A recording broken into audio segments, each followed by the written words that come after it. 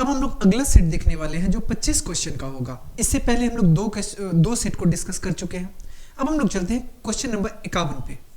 51 number question में आपसे पूछा गया कि निम्नलिखित में से कौन सा परिमेय है। परिमेय कहने का मतलब किसको P बाई Q के रूप में लिखा जा सकता है। अब किसको लिखा जा सकता है, अब देखो कि पाई के बारे में हम आपको बताए थे कि पाई एक अपरिमेय संख्या है। इसी की जगह पे अगर आपको 22/7 लिखा हुआ दिखाई देता तब आप उसको परिमेय संख्या कह सकते थे। यहाँ पे पाई नहीं होगा। √7 क्या है, एक अपरिमेय संख्या है। इसके बाद √16/√25, इसको एक बार चेक कर लेते हैं। यह है आपका रूट अंडर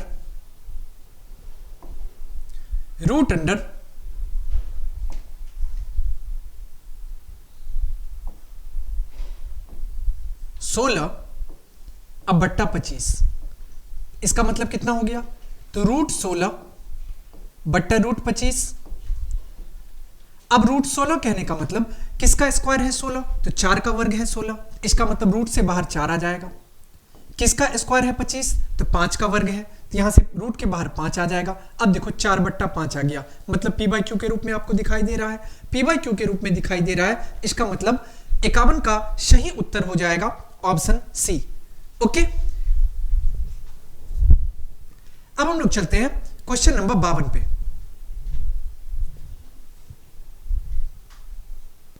52 नंबर क्वेश्चन में आपसे पूछा गया निम्न में से कौन अलग है। अब कौन अलग है कहने का मतलब देखो 3/5 क्या है, 3/5 एक परिमेय संख्या है। √16/4, अगर √16/4 की बात करें, 4 एकम 4, 4 चौका 16, यहां से आपको आ जाएगा √4, और √4 कहने का मतलब 2, ये भी एक परिमेय संख्या होगा। अब √2/5, √2/5 क्या है, ये एक अपरिमेय संख्या है। अगर डी को चेक करें तो 25/4, 25/4 भी क्या है, परिमेय संख्या। विकल्प 1 को देखें, ये भी परिमेय संख्या, विकल्प 2 भी परिमेय संख्या, और विकल्प 4 भी परिमेय संख्या। इसका मतलब ऑप्शन सी, इट मींस विकल्प 3 जो है ये एक अपरिमेय संख्या का विकल्प है। तब 52 का जो सही उत्तर हो जाएगा ये क्या हो जाएगा, तो 52 का सही उत्तर विकल्प 3, इट मींस ऑप्शन सी आ जाएगा। अब हम लोग चलते हैं क्वेश्चन नंबर 53 पे। 53 नंबर क्वेश्चन में आपसे पूछा गया कि संख्या 0.32 के ऊपर रेकरिंग है, इस बात को नहीं भूलना, को P बाई Q के रूप में, जहां P Q पूर्णांक है और Q does not equals to 0 है, लिखा जा सकता है। मतलब आपको क्या कहा गया क्वेश्चन में, कहा गया सिंपल लैंग्वेज की बात करें तो कहा गया आपसे कि 0.32 के ऊपर रेकरिंग है और इसको P बाई Q के रूप में लिखना है। कैसे लिखेंगे, पहला तरीका तो यह है कि आप इसको x मानते हुए डायरेक्ट प्रोसेस से सॉल्व कर लो। हम यहां पे आपको दूसरा तरीका बताने हैं जो बिल्कुल आसान होगा, क्योंकि यहां पे आप ऑब्जेक्टिव क्वेश्चन सॉल्व कर रहे हो और इसमें आपको ज्यादा टाइम नहीं दिया जाएगा। तो हम लोग ऐसे वे से चलेंगे ताकि हम लोग जल्दी आंसर तक पहुंच सके। चेक कर लेते हैं इसको। यहां पे देखो क्या दिया गया, यह आपको दिया गया 0.32 और 32 के ऊपर में क्या है, रेकरिंग है। हमने आपको इसका प्रोसेस बताया है। अब आपको भूल जाना है कि 0 दशमलव है, यहां पे डायरेक्ट कितना आ जाएगा, 32 आ जाएगा बट्टा। अब देखो कि कितनी संख्या है जिसके ऊपर में बार लगा हुआ है, 2 संख्याएं ऐसी है जिसके ऊपर बार लगा हुआ है। इसका मतलब 2 संख्या है, कितना आ जाएगा, 9 और 9 आ जाएगा, कितना आ गया, 32/99। अब 32/99 किस विकल्प में आपको दिखाई दे रहा है, यह आपको विकल्प 3 में दिखाई दे रहा है। इसका मतलब 53, यहां पे देखो कि 32/99 आएगा, तो ये 32/99 है। लेकिन यहां पे एक कंडीशन और भी हो सकता है। क्या कंडीशन, ऐसा क्वेश्चन अगर आपसे पूछ लिया जाए कि 0.3 और 2 के ऊपर अगर रेकरिंग हो, यहां पे देखो कि अगर इसी क्वेश्चन को ऐसे आपसे पूछ लिया जाता कि 0.3 और सिर्फ क्या हो, 2 के ऊपर बार हो, अगर 2 के ऊपर बार होगा तब इसका आंसर चेंज हो जाएगा। कैसे, यहां पे समझो हमने इसका रूल क्या बताया है, इसको आप लिख लेना है पहले 32। अब किसके ऊपर में रेकरिंग नहीं है, तो 3 के ऊपर रेकरिंग नहीं है, इसको 3 को माइनस कर दो। अब बट्टा, जिसके ऊपर बार रहता है उतना 9 हम लोग नीचे लिखते हैं, तो 1 नंबर के ऊपर रेकरिंग है, 1 9 नीचे ले लिए। अब जिसके ऊपर रेकरिंग नहीं होता है उसके जगह पे हम लोग 0 लिखते हैं, तो यहां पे कितना आ गया, तो 0 आ गया। तो ये कितना आएगा, तो 32 में से 3 गया तो ये आपको आ गया 29, और 29 बट्टा कितना आ जाएगा, 29/90 आ जाएगा। अब देखो कि 29, अगर आपका ये क्वेश्चन होगा, इसका मतलब हम यहां पे क्लियर करके लिख लेते हैं 0.32 अगर सिर्फ 2 के ऊपर रेकरिंग है तो इसका सही उत्तर क्या हो जाएगा, तो 23, यहां पे 29/90 आ जाएगा। ये क्या आ जाएगा, 29/90। It means option number B. और इसी पे अगर आपसे क्वेश्चन ये रहता कि 0.32, इसका मतलब 3 और 2 दोनों के ऊपर रेकरिंग होता, तब इसका आंसर क्या आ जाता, तो 32/99, तब इसका ऑप्शन सी आ जाता। लेकिन यहां पे आपको क्वेश्चन ये दिया गया है। ओके, इसीलिए आपका सही उत्तर हो जाएगा विकल्प 2। अब हम लोग चलते हैं क्वेश्चन नंबर 54 पे। 54 नंबर क्वेश्चन में आपसे पूछा गया कि 2 तथा 2.5 के बीच की अपरिमेय संख्या है। अब 2 और 2.5 के बीच अपरिमेय संख्या क्या है। अब एक चीज सोचो आप कि 2 है और क्या है, 2.5 है। √11 को अगर आप यहां पे सॉल्व करोगे कितना आ जाएगा, अगर इसका वर्गमूल करते हैं हम लोग √11 का, तो 4 3 या 9, कितना आ जाएगा, 3 या 9। अब आगे बढ़ने की कोशिश करेंगे तो यहाँ पे दशमलव लेंगे, तो यहाँ पे 00 आ जाएगा, और यहाँ पे 3 और 3 कितना आ जाएगा, 6 आ जाएगा।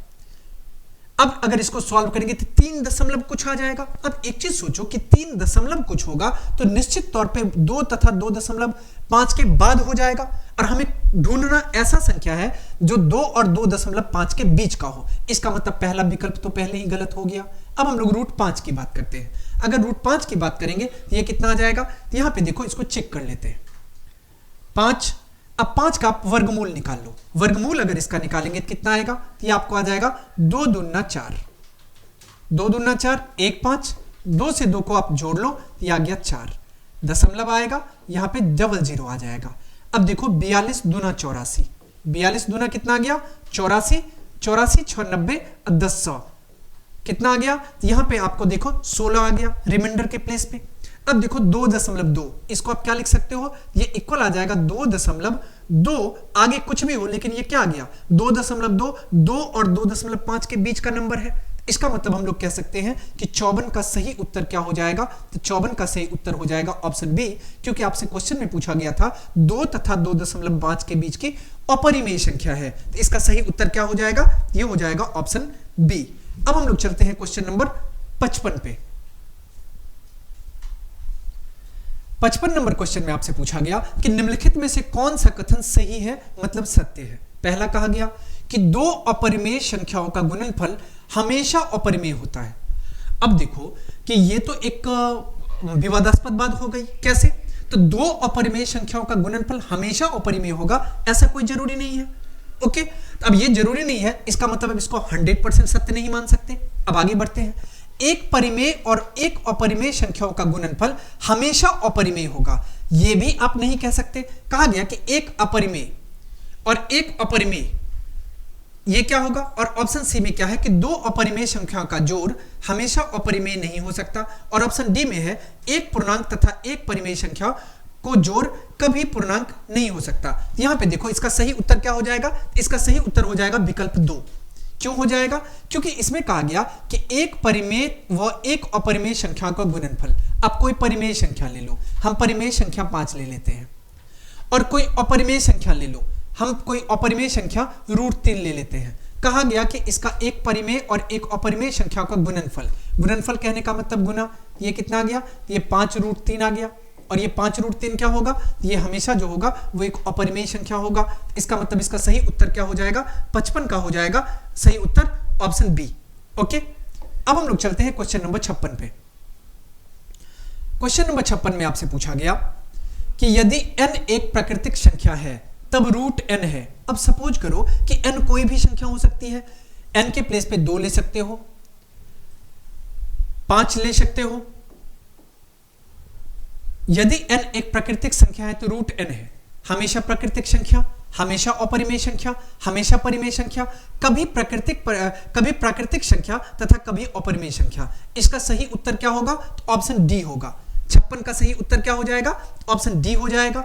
ओके, अब देखो, अब पूछो कि सर क्यों हो जाएगा ऑप्शन डी, मन में तो सवाल आ रहा होगा ना, क्योंकि हमने इसको भी नहीं लिया, इसको भी नहीं लिया, इसको भी नहीं, सबको एक बार वेरीफाई करते हैं। क्या कहा गया कि n एक प्राकृतिक संख्या है तब √n। अब सपोज करो यहां पे हम आपके सामने 3 नंबर लिख रहे हैं, एक नंबर 2 है, दूसरा नंबर 5 है, और तीसरा नंबर हम 4 ले लेते हैं। ओके, अब सबका रूट करके देखो, हम लोग सपोज करते हैं कि ये n के इक्वल है, मान लेते हैं कि n के इक्वल है। अब इसका अगर हम सॉल्व करें, √2, √5 और √4। इसको अगर सॉल्व करेंगे तो √2 ही रहेगा। इसको सॉल्व करेंगे तो √5 ही रहेगा। लेकिन जब √4 की बारी आएगी तो रूट से बाहर होकर के ये 2 आ जाएगा। अब आप गौर से देखो, ये भी आपको अपरिमेय संख्या रहा, ये भी अपरिमेय संख्या रहा, लेकिन ये क्या हो गया, परिमेय संख्या हो गया। इसका मतलब यहां से क्या आ गया, हम लोग कह सकते हैं कि कभी प्राकृतिक संख्या और कभी अपरिमेय संख्या। यहां पे एक आपको प्राकृतिक संख्या दिखाई पड़ गया और एक परिमेय संख्या दिखाई पड़ गया, इसीलिए इसका सही विकल्प हो गया विकल्प 4। अब हम लोग चलते हैं क्वेश्चन नंबर 57 पे। 57 नंबर क्वेश्चन में आपसे पूछा गया कि यदि प्रथम 13,986 अभाज्य संख्याओं का योग n है तो n हमेशा भाज्य होगा ब्लैंक से। अब n हमेशा किससे भाज्य होगा ये पता कर पाना यहां पे नहीं है। यहां पे 6 से ये भी गलत होगा, 4 से ये भी गलत होगा, 8 से ये भी गलत होगा। इसका सही उत्तर क्या होगा, इनमें से कोई नहीं। ओके, इसका मतलब सही उत्तर क्या हो गया, 57 का सही उत्तर हो गया ऑप्शन डी। अब हम लोग चलते हैं क्वेश्चन नंबर 58 पे। क्वेश्चन नंबर 58 में पूछा गया कि x का पावर n+1 का एक गुणांक x+1 है तो n निश्चित रूप से ब्लैंक होगा। कहा गया कि एक विषम पूर्णांक है, आगे कहा गया कि एक सम पूर्णांक है और फिर एक ऋणात्मक पूर्णांक है और इसके बाद एक जो है वो धनात्मक पूर्णांक है। यहां से अगर इसको आप सॉल्व करोगे तो x का पावर n और प्लस क्या है 1 है का एक गुणांक, यहां पे कितना आ जाएगा, x+1 है तो x+1 है तो ये क्या आ जाएगा इस कंडीशन में। इस कंडीशन में अगर हम बात करें तो ये क्या आ जाएगा, एक विषम पूर्णांक होगा। तो विषम पूर्णांक किस में दिया गया, ऑप्शन ए में। इसका मतलब 58 का सही उत्तर हो जाएगा ऑप्शन ए। अब हम लोग चलते हैं क्वेश्चन नंबर 59 पे। क्वेश्चन नंबर 59 में पूछा गया कि संख्या रेखा, जिसको हम लोग नंबर लाइन कहते हैं, पर प्रत्येक बिंदु प्रदर्शित करता है।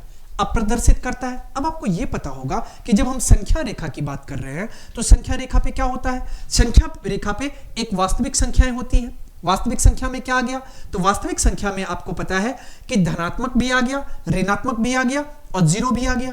यहां से हम लोग कह सकते हैं कि संख्या रेखा नंबर लाइन पर प्रत्येक बिंदु प्रदर्शित करता है किसको, एक वास्तविक संख्या को। एक वास्तविक संख्या किसमें दिया गया, तो ऑप्शन ए में दिया गया। इसका मतलब 59 का सही उत्तर हो जाएगा ऑप्शन ए। अब हम लोग चलते हैं क्वेश्चन नंबर 60 पे। क्वेश्चन नंबर 60 में आपसे पूछा गया कि निम्नलिखित में से कौन सा भिन्न का दशमलव प्रसार शांत है। शांत कहने का मतलब क्या हुआ कि दशमलव के कुछ अंक के बाद वो फाइनली कट जाए, उसी को हम लोग शांत के कैटेगरी में रखेंगे। अब यहां पे देखो, चेक करके देखते हैं बारी बारी से। पहला है आपका 11/700। अब देखो, अब बोलोगे सर इतना बड़ा बड़ा संख्या है, कैसे इसको फाइंड करेंगे। हम आपको इसके लिए एक बात बताते हैं। आपको ध्यान रखना है, हमें संख्या का हर देखना है। हर अगर 2 to the power m into 5 to the power n के रूप में हो तो हम लोग कह सकते हैं कि वो क्या होगा, तो उसका दशमलव प्रसार शांत होगा। अगर 2 और 5 के अलावा कुछ हो तो अशांत होगा। बोलोगे सर आप तो बड़ा मैथमेटिकल टर्म की बात कर रहे हैं, 2 to the power n और 5 to the power m की बात कर रहे हैं, ये तो मेरे समझ में आया ही नहीं। इसका मतलब सिंपल शब्दों में अगर हम बात करें तो हर में, इसका मतलब डिनोमिनेटर में 2 और 5 ही सिर्फ गुणज के रूप में आपको दिखाई पड़े, इसके अलावा कुछ नहीं दिखाई पड़े, तो आपको समझ लेना है कि उसका दशमलव प्रसार शांत होगा। और 2 और 5 के अलावा अगर आपको कुछ दिखाई पड़ गया दशमलव मतलब डिनोमिनेटर में या हर में, तो आपको समझ जाना है कि उसका दशमलव प्रसार कभी शांत नहीं हो सकता। इसका मतलब अब आपको क्या चेक करना है, बस आपको हर को चेक करना है। पहला क्या है, 700 है। अगर हर 700 है तो यहां पे आप गौर से देखो तो 11 अब बट्टा 700 है, तब 700 का प्राइम फैक्टराइजेशन कर लो, जिसको हम लोग कहते हैं अभाज्य गुणनखंड। 2 से करेंगे तो ये आपको आ जाएगा 350, 2 से करेंगे तो ये आपको आ जाएगा 175। अब इसको 5 से करेंगे 35, 5 से करेंगे तो ये आ जाएगा 7। अब इसको गौर से देखो, इसको आप क्या लिखोगे, तो 2 का पावर 2 गुने 5 का पावर 2 और गुने 7। हमने आपको रूल में क्या बताया है, 2 और 5 के अलावा कुछ नहीं आना चाहिए। यहां पे 7 भी आ गया, इसका मतलब ये कभी भी इसका दशमलव प्रसार शांत नहीं हो सकता। अब हम लोग ऑप्शन बी को चेक करते हैं। ऑप्शन बी में आपको दिया गया है 91/2100।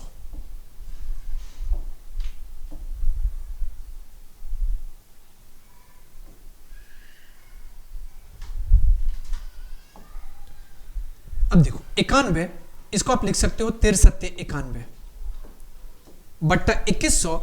तो यहां पे 2100 जो है वो इसका आप प्राइम फैक्टराइजेशन करो, 2 से इसको भाग करेंगे 1050, फिर 2 से भाग करेंगे 525,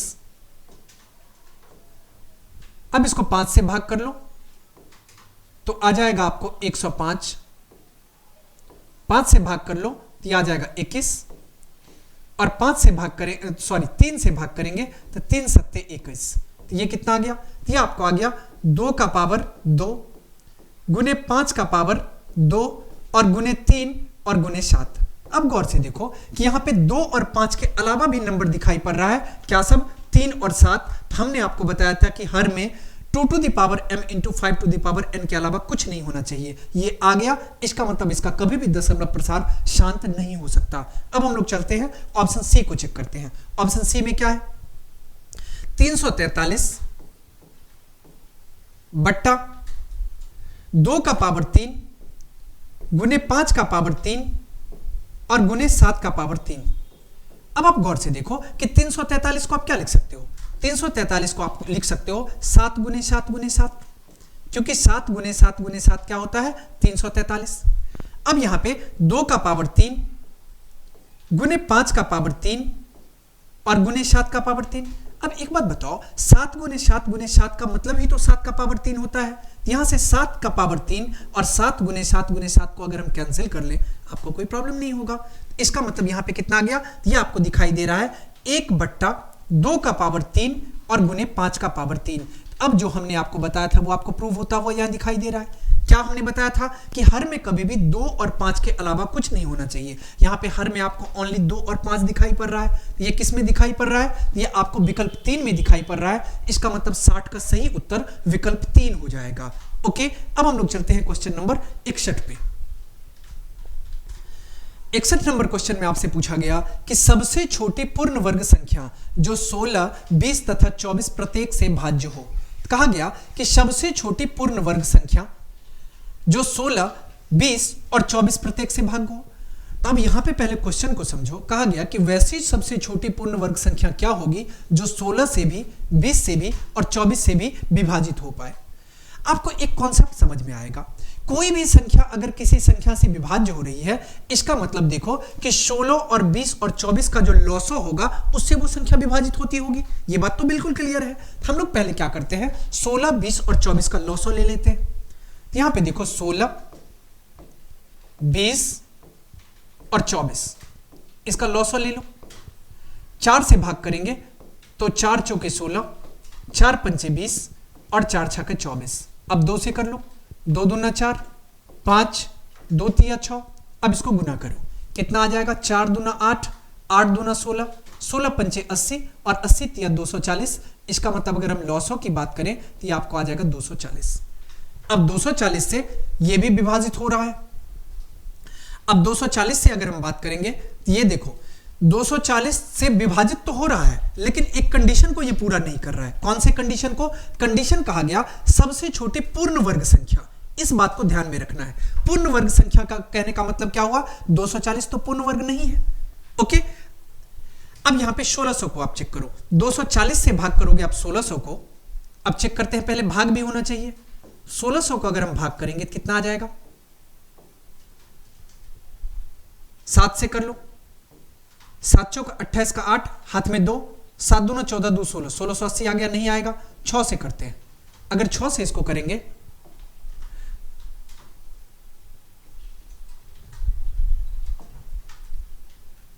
6 0 0, 6 चौक 24 का 4 कैरी 2, 6 दूना 12 और 2 14। अब कुछ भी करें तो यहां पे डिनोमिनेटर आ गया। अब डिनोमिनेटर आ गया, इसका मतलब कभी भी ये पूर्ण वर्ग संख्या तो हो नहीं सकता। इसका मतलब ये भी ऑप्शन क्या हो गया? गलत आ गया। अब 2400 है। अब 2400 को 240 से भाग करो। अब 240 से अगर हम 2400 को भाग करेंगे, ये तो बिल्कुल क्लियर है कि विभाजित हो जाएगा। लेकिन आप ये बताओ कि क्या 2400 एक पूर्ण वर्ग संख्या है? नहीं है।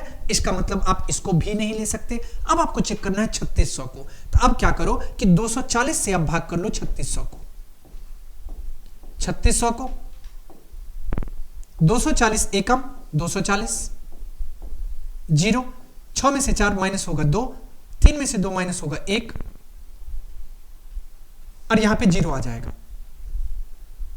अब इसको अगर सॉल्व करेंगे तो 5 गुना करेंगे, 5 0 0, 5 चौक 20 का 0, हाथ में 2, 5 दूना 10 और 2 12, तो ये कितना आ गया, ये कट गया और कट गया।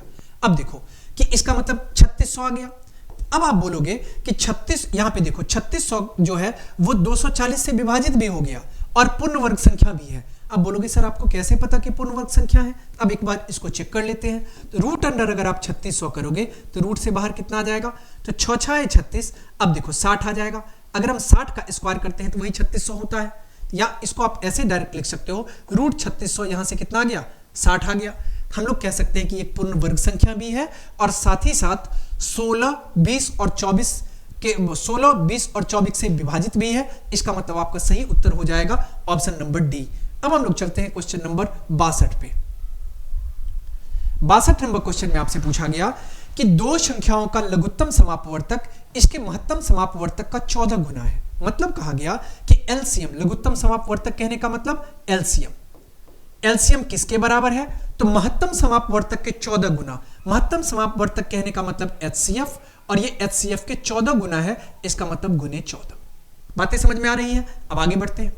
क्या कहा गया कि लघुत्तम समापवर्तक इसका मतलब एलसीएम तथा महत्तम समापवर्तक इसका मतलब एचसीएफ का जोड़ 600 है। कहने का मतलब ये रहा कि हमें एलसीएम और प्लस एचसीएफ और ये कितना दिया गया है, ये हमें दिया गया है 280 दिया गया, यही दिया गया है ना। यदि एक संख्या, अब ये तो जोड़ आपको दे दिया, अब कह रहा है कि यदि एक संख्या 280 हो, एक संख्या क्या हो, 280 हो,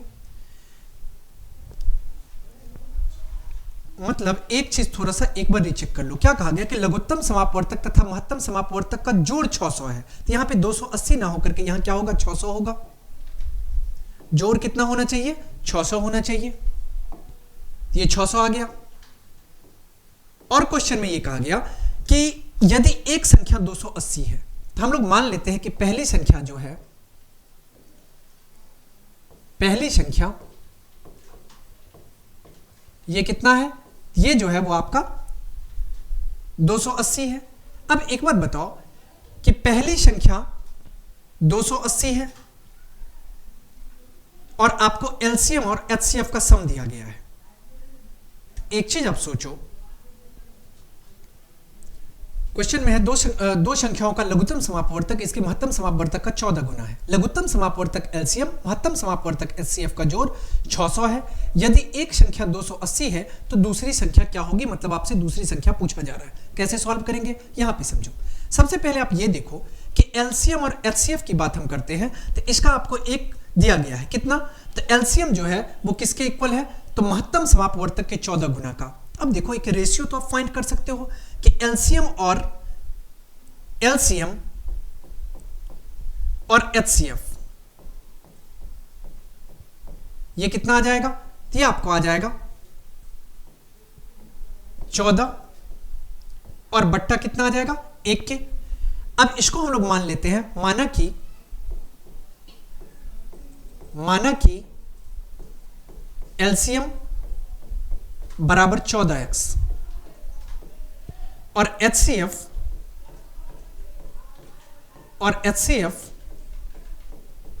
बराबर, अब देखो ये कितना आ गया था, तो यहां से आपको आ गया था 14/1 आ गया था। क्या आ गया था, 14/1। अब आपके मन में आएगा कि सर आपने 14/1 अपने मन से कैसे रख लिया। अब देखो यहाँ पे एलसीएम है और इसको उठा करके अगर नीचे लेंगे तो ये एलसीएम बट्टा एचसीएफ आ जाएगा। ऊपर में पहले से 14 है तो बट्टा में क्या आ जाएगा, 1 आ जाएगा। तो यहां से आप देखो कि आपको एलसीएम बट्टा एचसीएफ आ गया। एलसीएम को हमने 14x माना तो एचसीएफ कितना आ जाएगा, x आ जाएगा। और आपको सम दिया गया है कितना, तो एलसीएम प्लस एचसीएफ 600 दिया गया। इसका मतलब 14x और प्लस x ये किसके इक्वल है, 600 के। तो हम लोग कह सकते हैं 14x प्लस x ये 15x और 15x बराबर हो जाएगा किसके, 600 के। यहां से x इक्वल्स टू कितना आ जाएगा, तो ये आपको आ जाएगा 600/15, 15 एकम 15, 15 चौके 60, x बराबर आपको आ गया 40। अब x कितना आ गया, 40 आ गया। तो 40 अगर आपको आ गया तो यहां से आप कह सकते हो कि एलसीएम कितना आ गया, तो एलसीएम आपको आ गया, यहां पे हम सॉल्व कर लेते हैं। एलसीएम आपको आ गया एलसीएम है 14x, तो 14x कहने का मतलब हो गया 14 गुने 40, और एचसीएफ कितना आ गया, एचसीएफ x के इक्वल है मतलब 40 के इक्वल है, 40 के इक्वल है। अब आपको इतना पता होगा कि एलसीएम गुने एचसीएफ बराबर पहली संख्या गुने दूसरी संख्या होती है, ये तो आपको पता है। तो एलसीएम या आप इसको लिख सकते हो पहली संख्या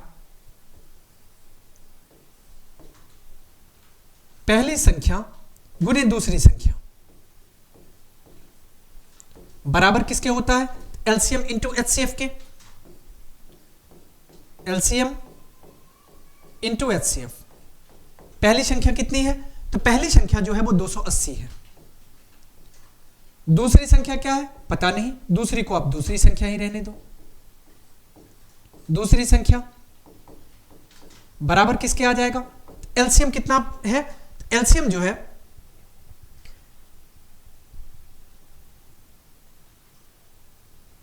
14 गुने 40, 14 गुने 40, और एचसीएफ कितना है, एचसीएफ जो है वो 40 है। अब इसको आप यहां पे सॉल्व कर लो, तो यहां पे दूसरी संख्या बराबर हो जाएगा, दूसरी संख्या किसके बराबर आएगा, यह आपको आ जाएगा 14 गुने 40 बट्टा 280, 14 गुने 40 और बट्टा कितना 280। अब इसको आप यहां पे डिवाइड कर लो, 14 कम 14, 14 दूना 28, 20 आ गया, 20 कम 20, 20 दूना 40। अब 40 को 2 से गुना करेंगे तो कितना आ जाएगा, 80 आ जाएगा। दूसरी संख्या कितना निकल के आया, 80 आया। इसका मतलब इसका सही उत्तर जो है वो क्या हो जाएगा, 80 हो जाएगा। तो 62 का सही विकल्प आ गया ऑप्शन बी। अब हम लोग चलते हैं क्वेश्चन नंबर 63 पे। नेक्स्ट हम लोग चलते हैं क्वेश्चन नंबर 63 पे। 63 नंबर क्वेश्चन में आपसे पूछा गया कि संख्या 23.43, यहां पे 4 के ऊपर रेकरिंग है।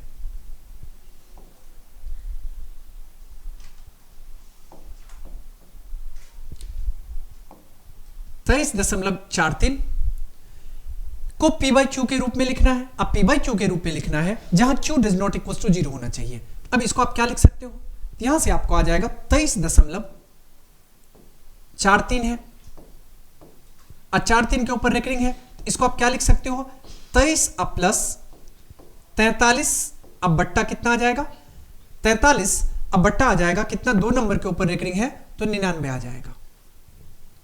ओके, अब अगर आप इसको सॉल्व करते हो तो कितना आ जाएगा, 99 को 23 से गुना कर लो, 9 तिया 27 का 7 हाथ में 2, 9 दूना 18 और 2 20, 7 0 और 2, 7 7 2 और 2। अब इसमें 43 ऐड कर लो, 7 3 10 का 0 कैरी 1, 7 4 11 1 12 का 2 कैरी 1, 22 और 1 कितना आ गया 23। ये आपको आ गया 2320। इस सब को सम करेंगे तो डायरेक्ट कितना आ गया 2320, अब बट्टा 99। अब यहां पे पॉइंट नहीं है, इसको आप पॉइंट नहीं समझना, क्या है ये 2320 है, अब बट्टा कितना है 99।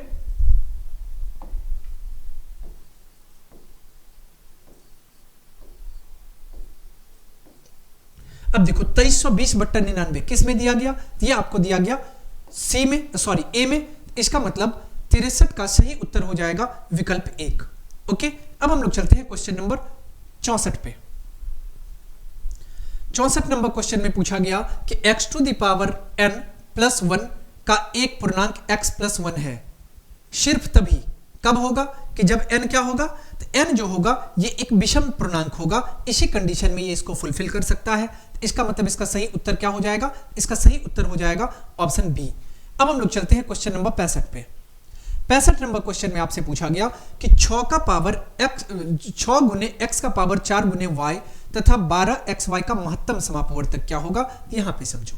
पहला क्या है संख्या, पहला संख्या है 6 गुने x का पावर 4 और गुने y, और दूसरा संख्या क्या है, तो दूसरा संख्या है 12xy। अब आप एक देखो कि 6 और 12 इस दोनों में अगर महत्तम की बात करें तो कितना आ जाएगा, 6 आ जाएगा। यहां से 6 ले लो,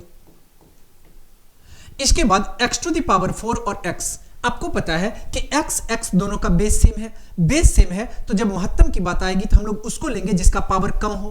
किसका पावर कम है? तो x टू द पावर 1 कम है, यहां पे आप x को ले लो। और इसके बाद y और y बेस सेम है, तो ये कितना आ जाएगा? तो ये यहां पे डायरेक्ट हम y को ले लेते हैं। 6xy किस ऑप्शन में दिखाई दे रहा है? तो विकल्प 4 में दिखाई दे रहा है। इसका मतलब 65 का सही उत्तर हो जाएगा ऑप्शन डी। अब हम लोग चलते हैं क्वेश्चन नंबर 66 पे। 66 नंबर क्वेश्चन में आपसे पूछा गया रूट 10 गुने रूट 15 बराबर है। अब ये किसके बराबर है? चेक करके देखना पड़ेगा, यहां पे आप चेक कर लो। रूट 10 और गुने रूट 15। अब इसको एक साथ हम लिखना चाहे तो डायरेक्ट लिख सकते हैं रूट अंडर 10 गुने 15। अब 10 को आप क्या लिख सकते हो? 2 गुने 5। 15 को क्या लिख सकते हो? 5 गुने 3। तो यहां से आप गौर से देखो कि इसमें भी पेयर बन रहा है 5 का एक पेयर बाहर आ जाएगा। रूट के अंदर कितना आ जाएगा? 3 गुने 2 6 आ जाएगा। 5 रूट 6, 5 रूट 6 किस उत्तर में दिखाई पड़ रहा है? ये आपको ऑप्शन ए में दिखाई पड़ रहा है। इसका मतलब हम लोग कह सकते हैं कि 66 का सही उत्तर हो जाएगा ऑप्शन ए।